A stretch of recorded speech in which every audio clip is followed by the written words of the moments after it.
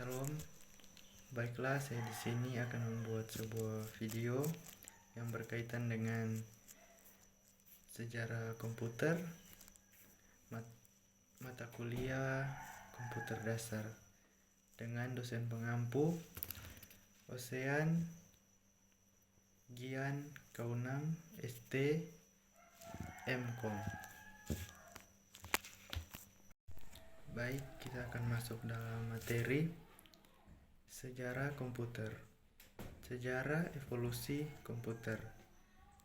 Sejarah perkembangan komputer dari awal hingga sekarang setidaknya telah melalui 5 generasi yang membuat teknologi komputer semakin maju. Pesatnya teknologi informasi dan komunikasi saat ini tidak lepas dari penemuan komputer yang membuat perubahan besar dalam peradaban manusia. Banyak hal yang dulunya jika dikerjakan secara manual agak merepotkan,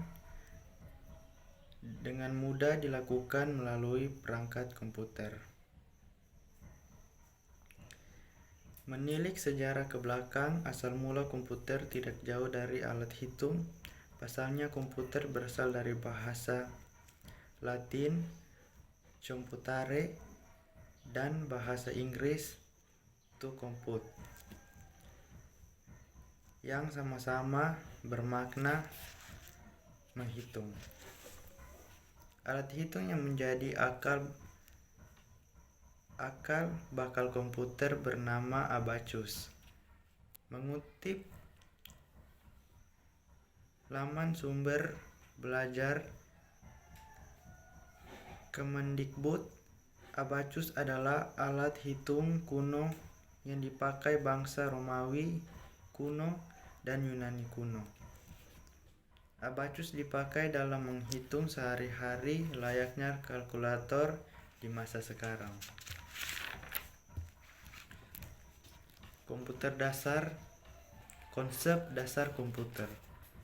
Komputer adalah serangkaian ataupun sekelompok mesin elektronik yang terdiri dari ribuan bahkan jutaan komponen yang dapat saling bekerja sama serta membentuk sebuah sistem kerja yang rapi dan teliti.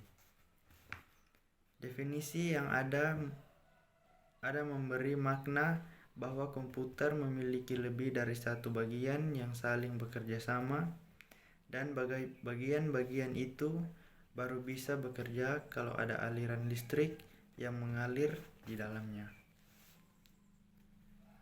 Hardware.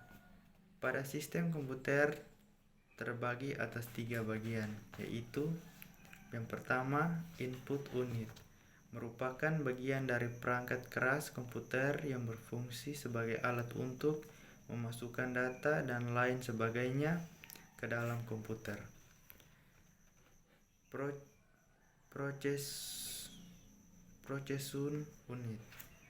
Processing unit ini disebut juga CPU, yang merupakan jantung dan komputer. Melakukan pekerjaan untuk seperti proses, perhitungan, logika, kontrol, pengaturan hubungan, kinerja antar komponen, serta menjelaskan tempat penyimpanan sementara maupun permanen.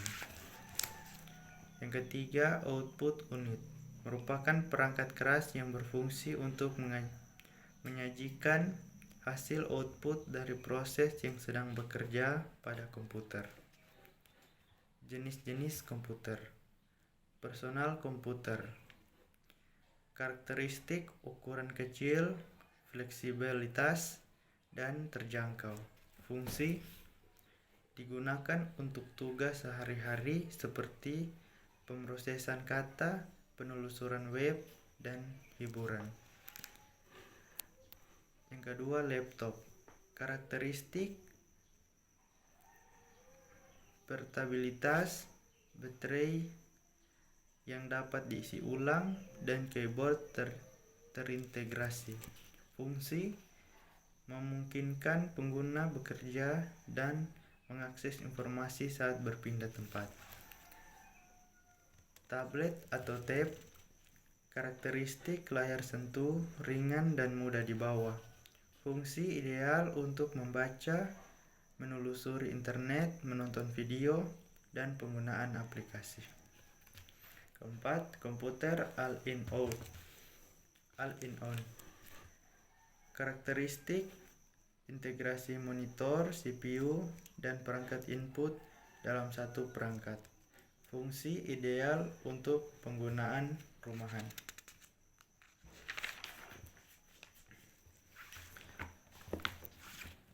Atau bisnis dengan kebutuhan ruang yang terbatas. Desk Note. Karakteristik memiliki hardware yang kuat, kapasitas RAM yang besar, mampu menjalankan aplikasi atau program yang berat. Fungsi dirancang untuk menggantikan komputer desktop, memberikan fleksibilitas dan mobilitas tinggi bagi pengguna yang membutuhkan kinerja luang dan keandalan dari desktop. Netbook. Karakteristik lebih kuat dan ringan daripada laptop tradisional, biasanya dengan layar sekitar 10 hingga 20 inci, perangkat yang sangat bertabel. Fungsi ideal digunakan oleh mereka yang sering bepergian dan membutuhkan akses cepat dan mudah ke internet dan aplikasi dasar saat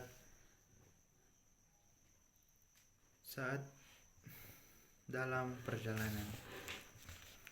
Komputer gaming.